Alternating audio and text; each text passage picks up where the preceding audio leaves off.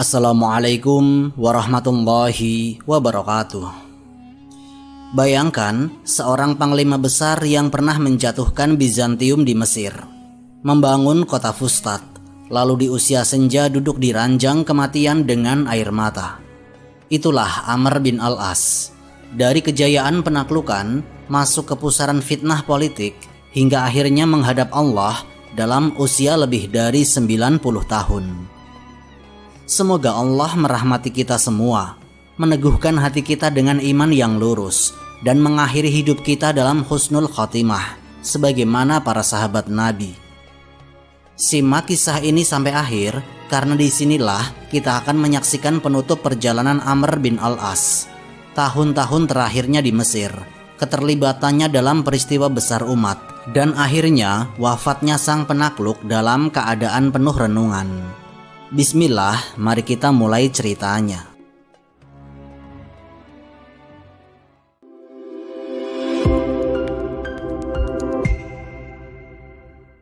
Asal-usul dan masa jahiliyah Amr bin Al-As.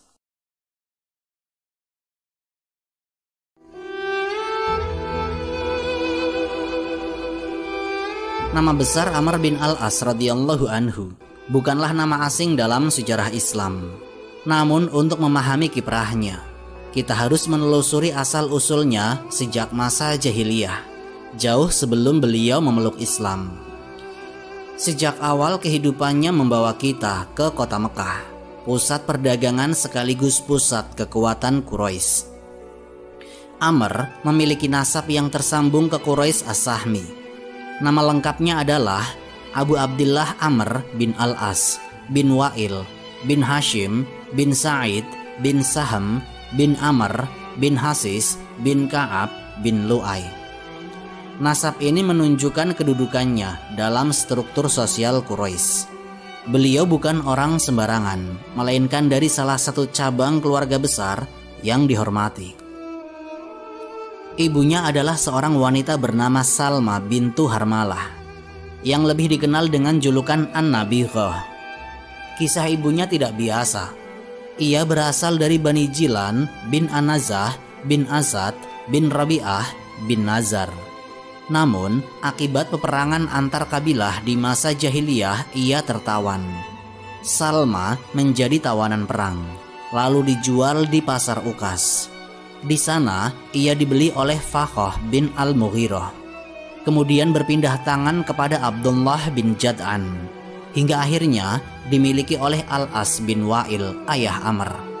Dari hubungan inilah lahir Amr bin Al-As. Catatan sejarah ini menegaskan betapa kuatnya pengaruh peperangan antar kabilah terhadap jalannya nasib seseorang di masa jahiliyah.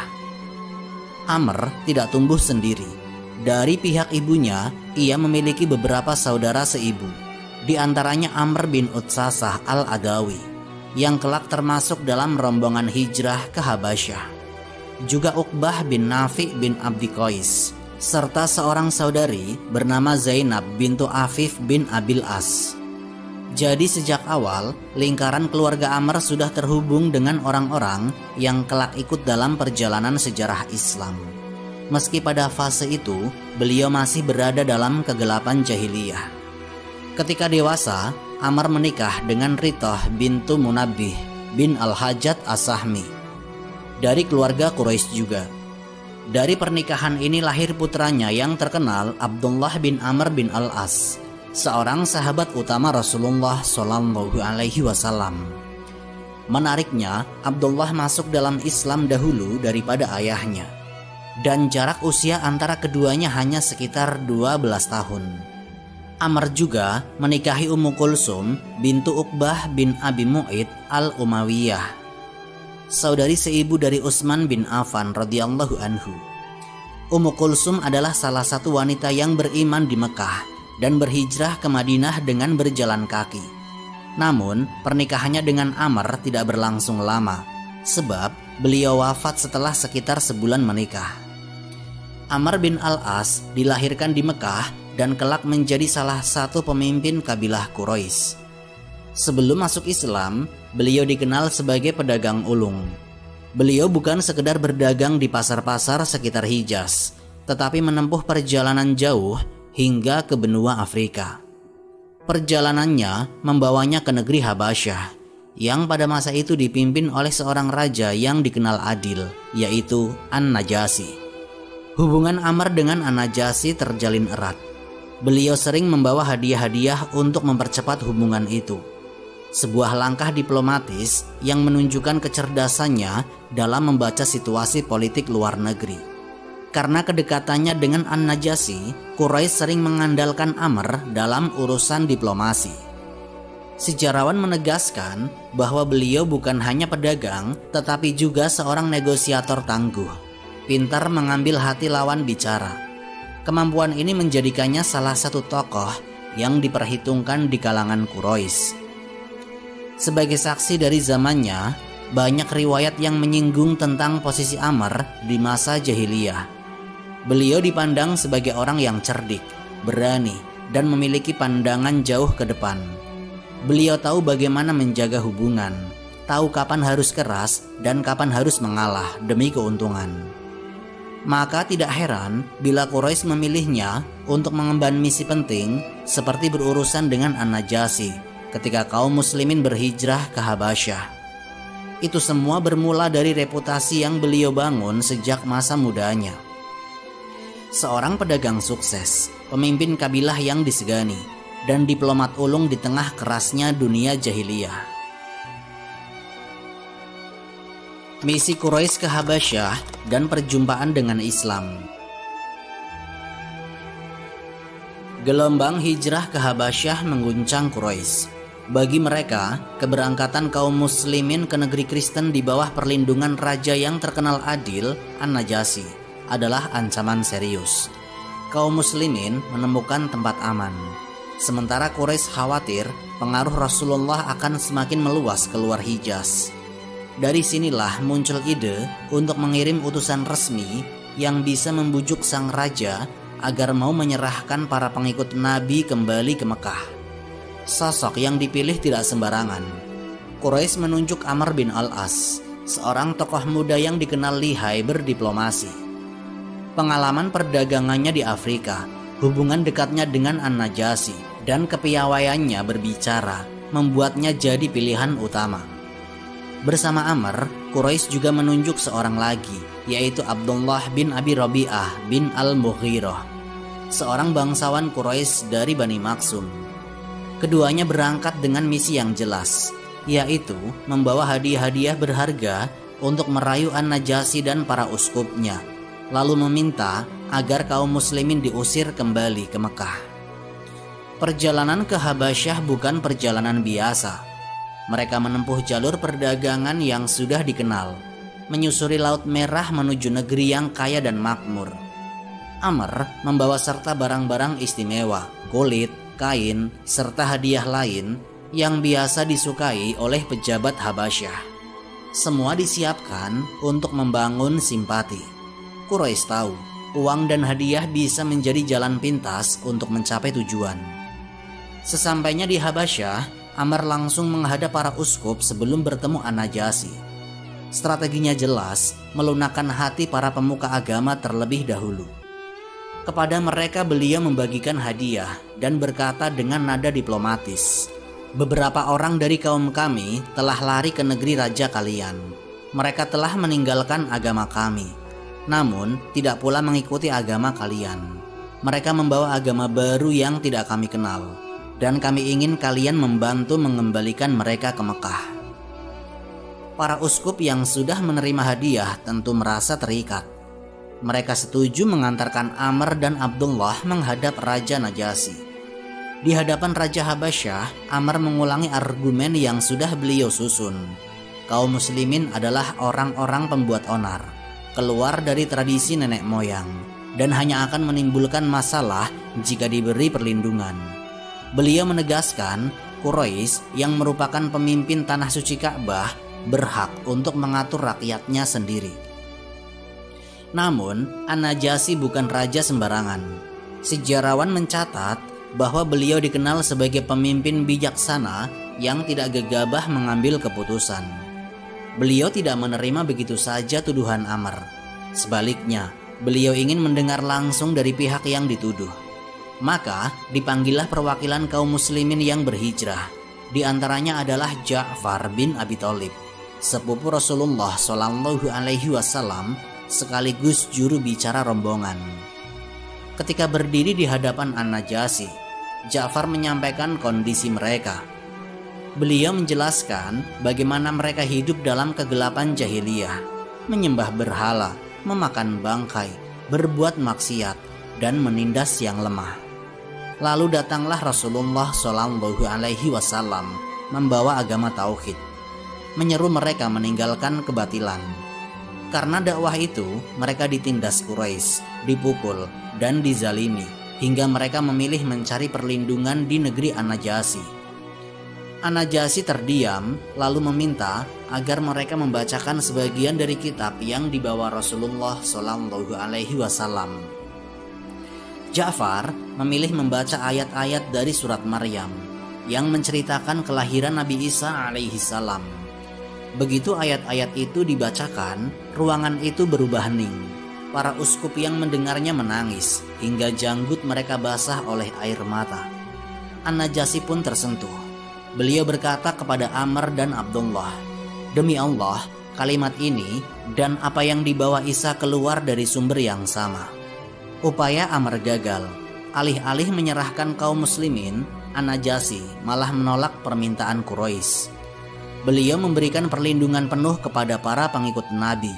Bahkan beliau mengembalikan hadiah-hadiah yang diberikan Amr dan berkata, "Kami tidak butuh ini.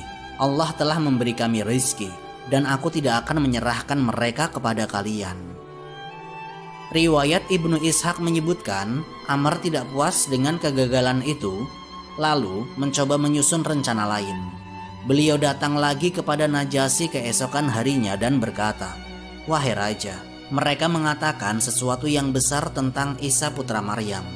Mintalah mereka bicara tentang itu." Amr berharap pernyataan kaum muslimin tentang Nabi Isa akan membuat An-Najasyi murka.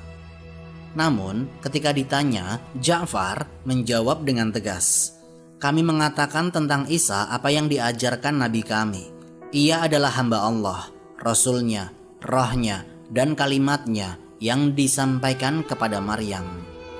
An-Najasyi pun menegaskan pendiriannya. Beliau mengambil tongkat kecil dari tanah lalu berkata, "Demi Allah, Isa tidak lebih dari apa yang engkau katakan, tidak lebih dari ukuran tongkat ini." Maka semakin kokohlah perlindungan An-Najasyi kepada kaum muslimin. Amr kembali terdiam dan kali ini tidak ada lagi celah untuk melanjutkan misinya. Sejarawan meriwayatkan bahwa peristiwa ini meninggalkan kesan dalam diri Amr. Di hadapan An-Najasyi, beliau menyaksikan sendiri bagaimana raja yang adil itu menolak tekanan Quraisy dan bagaimana ayat-ayat Al-Quran mampu menggugah hati seorang penguasa Kristen, walaupun saat itu beliau belum masuk Islam. Pertemuan ini menjadi titik awal yang menanamkan keyakinan dalam hatinya bahwa agama Rasulullah bukanlah kebohongan. Di ujung kronologi misi Quraisy ini, Amr bin Al-As kembali ke Mekah dengan tangan hampa. Tugasnya gagal, kaum muslimin tetap berada di bawah perlindungan An-Najasyi. Dan hubungan antara Quraisy dengan Raja Habasyah justru tidak berjalan sesuai rencana. Keislaman Amr bin Al-As.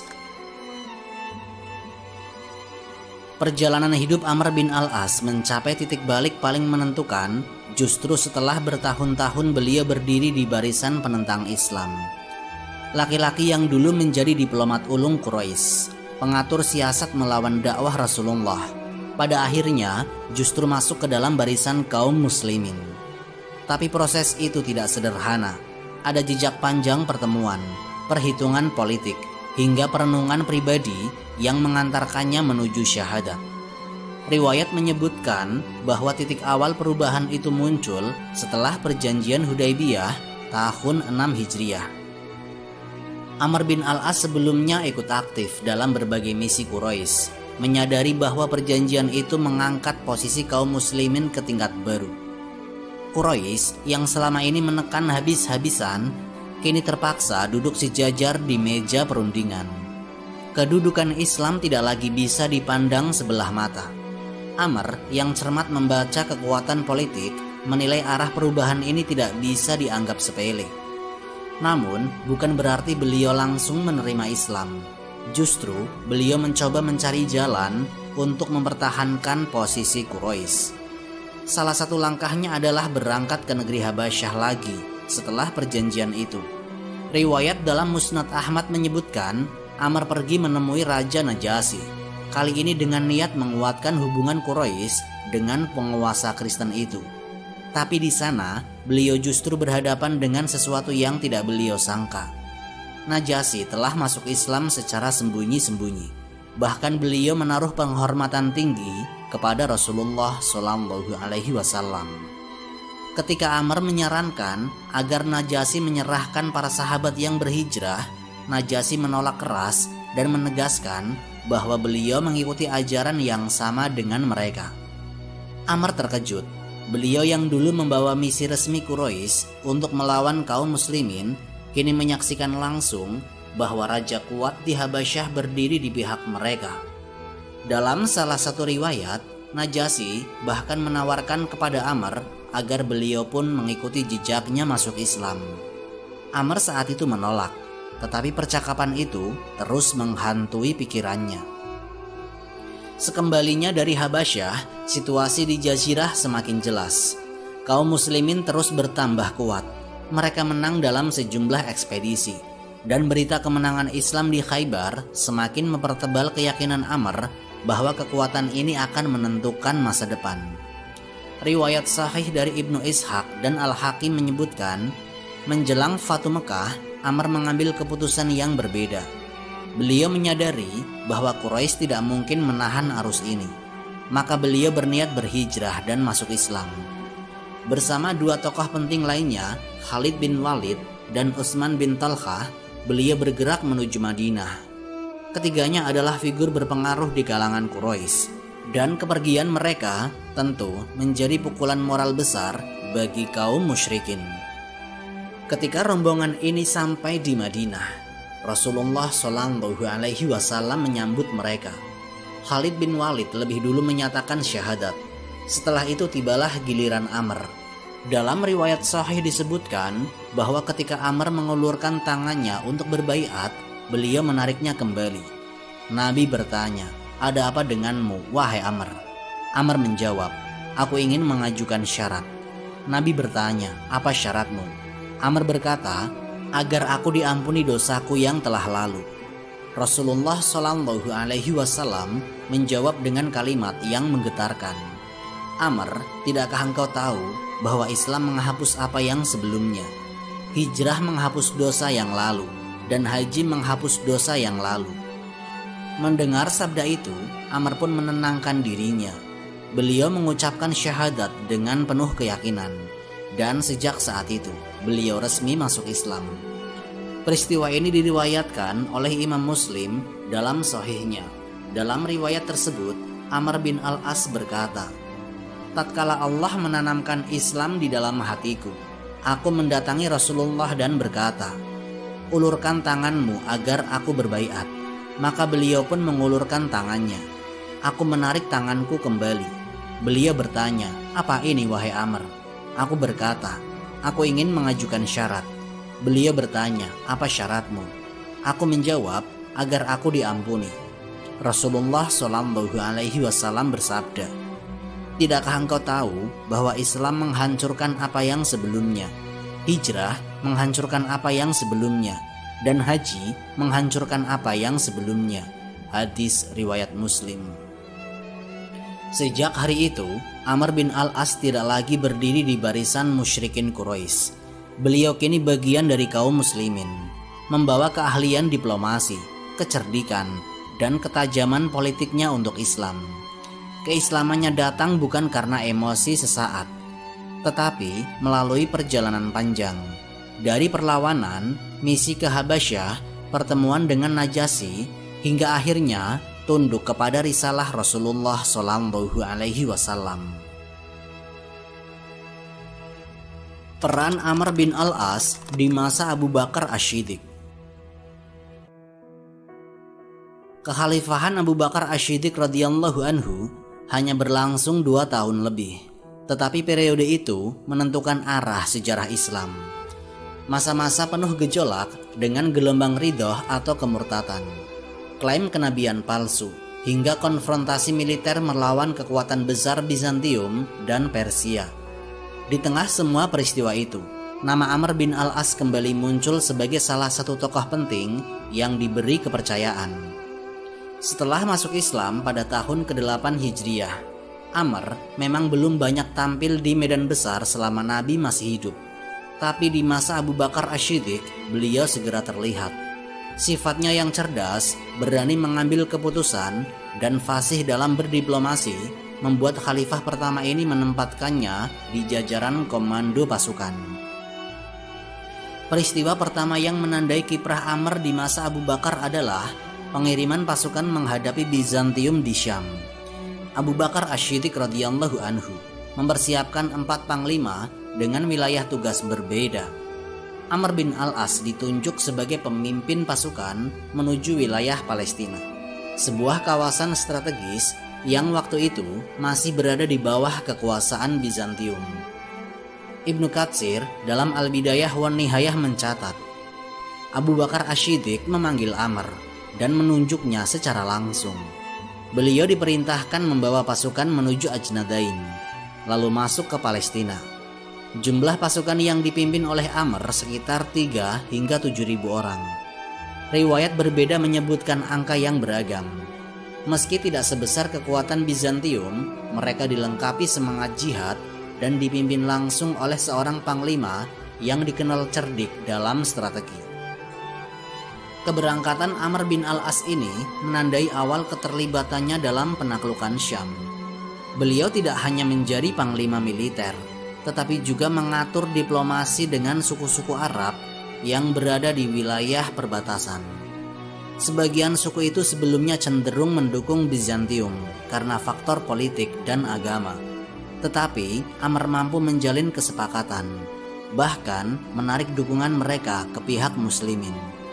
Riwayat dari At-Tabari menyebutkan bahwa Amr bin al-As berhasil menguasai beberapa daerah sekitar Palestina sebelum bertemu pasukan Bizantium dalam pertempuran terbuka.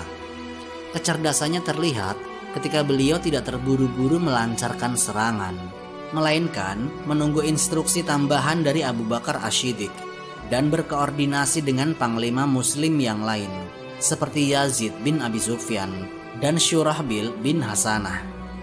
Pada saat yang sama, pasukan Islam juga menghadapi kekuatan besar Musailamah al-Kadzab dan gelombang murtad di Jazirah Arab. Namun, Abu Bakar Asy-Syiddiq tetap memutuskan mengirim pasukan ke Syam. Ini menunjukkan tingkat kepercayaan beliau kepada para panglimanya, termasuk Amr bin al-As. Dalam perjalanannya di wilayah Syam, Amr bin al-As menjadi saksi bagaimana pasukan kecil muslimin mampu mengguncang jantung pertahanan Bizantium. Pertempuran demi pertempuran kecil berhasil dimenangkan, hingga pada akhirnya pasukan gabungan muslimin bertemu di Ajnadain pada tahun 13 Hijriah.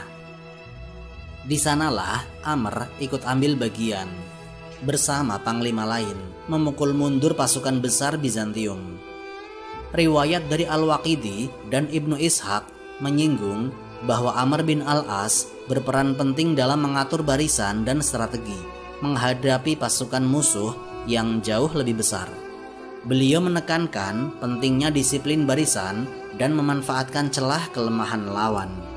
Di sisi lain, Amr juga tercatat memiliki hubungan langsung dengan Abu Bakar Asy-Syiddiq dalam urusan strategi politik. Misalnya, ketika Abu Bakar Asy-Syiddiq membahas pembagian wilayah operasi di Syam, beliau memberikan catatan khusus kepada Amr bin al-As untuk lebih banyak berfokus pada Palestina. Hal ini menunjukkan bahwa sejak awal Amr memang disiapkan sebagai tokoh kunci dalam pembukaan negeri itu. Keberanian Amr tidak hanya tampak di medan tempur. Dalam riwayat disebutkan, beliau juga kerap maju ke barisan depan untuk memantau langsung kekuatan lawan. Para perawi menegaskan bahwa Amr dikenal sebagai panglima yang tidak hanya mengatur dari belakang, tetapi ikut turun dalam pertempuran, meskipun tetap dengan strategi hati-hati. Periode Abu Bakar Asy-Syiddiq berakhir pada tahun 13 Hijriah, ketika beliau wafat. Tapi sebelum wafat, Abu Bakar telah menetapkan Khalid bin Walid sebagai panglima besar di Syam, dan Amr bin Al-As tetap memimpin pasukannya di Palestina. Dengan begitu, Amr sudah tercatat sebagai salah satu panglima utama Islam dalam ekspedisi pertama melawan Bizantium, sebuah posisi yang kelak menjadi batu pijakan bagi peran besarnya di masa kekhalifahan berikutnya.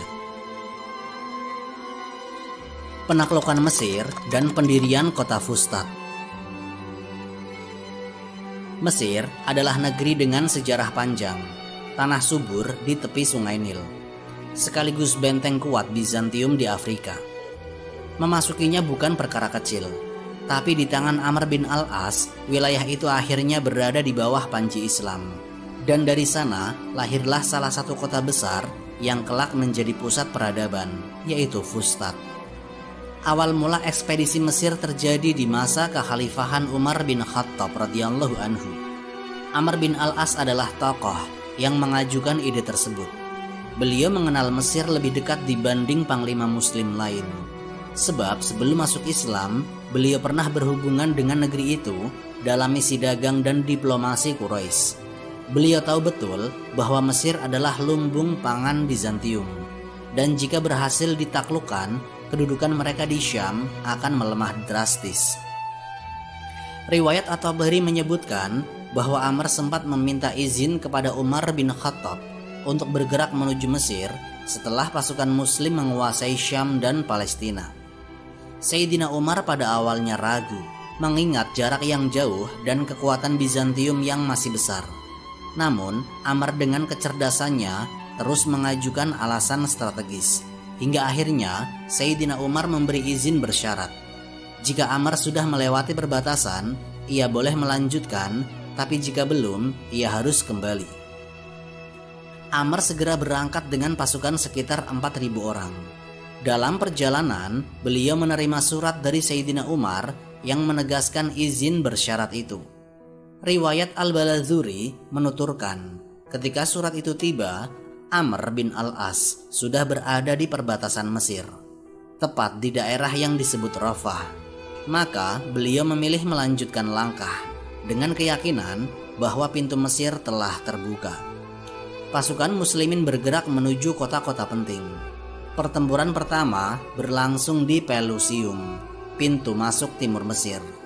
Bizantium memasang perlawanan sengit, tetapi pasukan Amr bin Al-As berhasil memukul mereka mundur. Dari sana, perjalanan berlanjut ke Bilbais. Pertempuran Bilbais berlangsung keras, bahkan disebutkan memakan waktu lebih dari sebulan. Di tempat inilah pasukan muslim menghadapi perlawanan gabungan Bizantium dan sekutu Arab mereka. Tapi pada akhirnya Bilbais jatuh ke tangan Islam. Setelah itu, Amr bin Al-As membawa pasukan menuju Heliopolis, sebuah kota dekat dengan Kairo modern. Pertempuran di sana menjadi salah satu kunci karena pasukan Bizantium cukup besar. Riwayat Ibnu Abdil Hakam menyebutkan bahwa Amr menggunakan taktik membagi pasukan menjadi beberapa kelompok kecil untuk mengepung musuh di berbagai arah. Strategi ini berhasil dan Heliopolis jatuh. Kemenangan demi kemenangan ini membuat jalan terbuka menuju benteng terkuat Bizantium di Mesir, yaitu Babylon. Benteng Babylon berada di tepi Sungai Nil, dekat lokasi Kairo sekarang.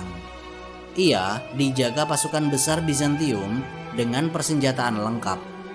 Pertempuran di Babylon berlangsung lama, diperkirakan sekitar 7 bulan, karena kekuatan musuh jauh lebih besar.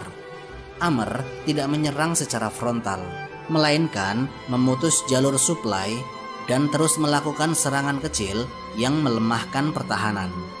Dalam riwayat-riwayat Al-Balazuri disebutkan bahwa pada saat pengepungan Babylon, Amr bin Al-As juga mengirim utusan untuk melakukan diplomasi. Salah satu pertemuan yang paling terkenal adalah dengan Muqawqis. penguasa lokal yang mewakili Bizantium di Mesir.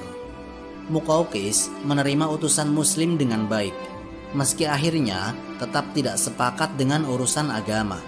Namun, pertemuan ini menunjukkan bahwa Amr tidak hanya mengandalkan pedang, tetapi juga diplomasi. Akhirnya, pasukan Muslim berhasil memasuki benteng Babylon. Kekalahan Bizantium di sana menjadi pukulan telak. Tidak lama kemudian, kota besar Alexandria juga jatuh setelah perundingan dan perlawanan singkat. Dengan begitu, Mesir resmi masuk ke dalam kekuasaan Islam. Tahun peristiwa ini disebut sekitar 20 Hijriah, di masa Sayyidina Umar bin Khattab radhiyallahu anhu. Setelah penaklukan, Amr menghadapi masalah baru, di mana pasukan Muslim harus bermarkas. Beliau tidak ingin mereka bertebaran di kota-kota lama yang penuh dengan pengaruh Bizantium dan kebiasaan asing. Maka beliau memutuskan membangun markas baru di dekat benteng Babylon. Dari situlah lahir kota Fustat. Menurut riwayat Ibnu Abdil Hakam, asal nama Fustat berhubungan dengan tenda atau Fustat yang didirikan oleh Amr bin Al-As di lokasi itu. Setelah pasukan selesai, tanda itu hendak dipindah, tetapi seekor merpati telah membuat sarang di atasnya. Amr menganggapnya sebagai tanda, lalu memutuskan tenda itu tidak dipindahkan, dan disitulah kota baru dibangun. Kota Fustat kemudian berkembang menjadi pusat pemerintahan Islam di Mesir. Dari sinilah kekuasaan Muslim mengatur wilayah luas yang subur di sepanjang Sungai Nil. Amr tidak hanya menjadi panglima perang, tapi juga gubernur pertama Mesir, mengatur administrasi dan menata kehidupan kaum muslimin di tanah baru itu. Dengan penaklukan Mesir dan berdirinya Fustat, Amr bin Al-As mengukir peran besar yang melampaui sekedar panglima perang. Beliau menjadi arsitek awal lahirnya pusat Islam di negeri yang selama ribuan tahun menjadi rebutan kekuatan dunia.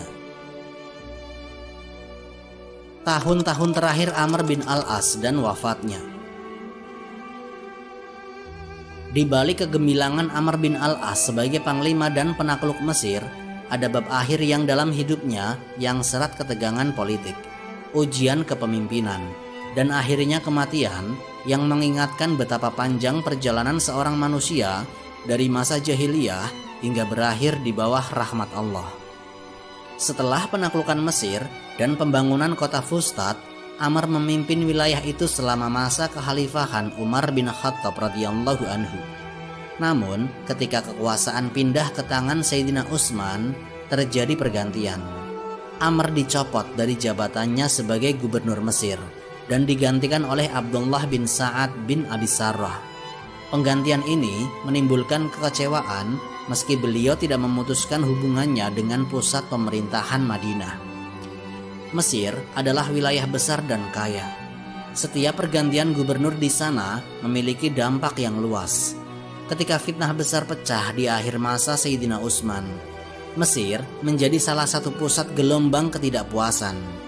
Amr meski tidak memimpin lagi, beliau tetap memiliki pengaruh besar di tengah masyarakat Mesir. Setelah Sayyidina Utsman terbunuh dan Sayyidina Ali menjadi khalifah, Amr memainkan peran baru. Beliau berpihak kepada Muawiyah bin Abi Sufyan yang menolak berbaiat kepada Sayyidina Ali sebelum kasus pembunuhan Sayyidina Utsman diselesaikan.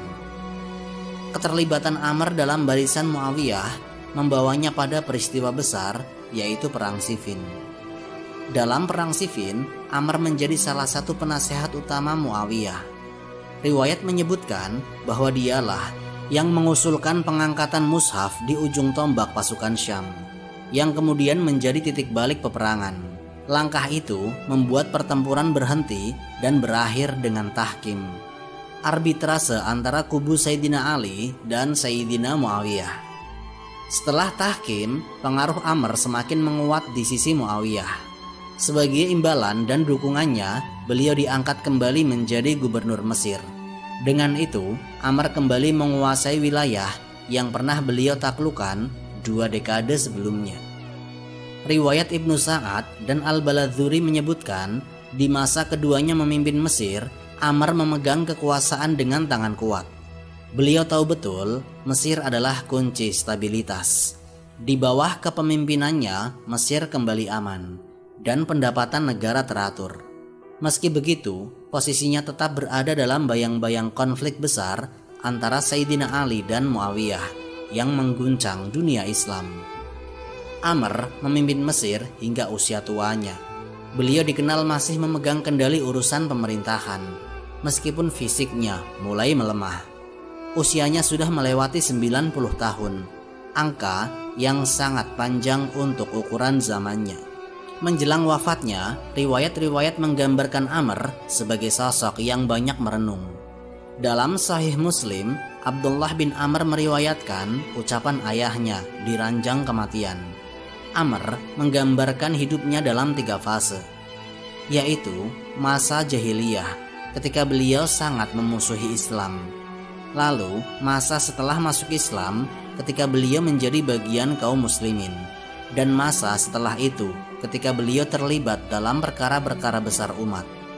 Beliau menangis mengingat betapa panjang jalan yang beliau lalui, dari seorang penentang keras Rasulullah hingga menjadi salah satu panglima Islam.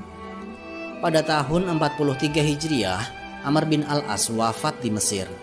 Beliau dimakamkan di negeri yang pernah beliau taklukkan, di tengah rakyat yang pernah beliau pimpin. Dengan wafatnya, berakhir sudah perjalanan seorang tokoh Quraisy yang pada awalnya berdiri di barisan musuh Islam, lalu berbalik menjadi salah satu pilar ekspansi Islam di Afrika. Dari pasar Ukas di masa jahiliyah, ke istana An-Najasyi di Habasyah, ke barisan pasukan Rasulullah, hingga ke benteng Babylon di tepi Nil, perjalanan Amr bin Al-As membentang panjang. Beliau meninggalkan jejak yang tidak terhapus dari sejarah.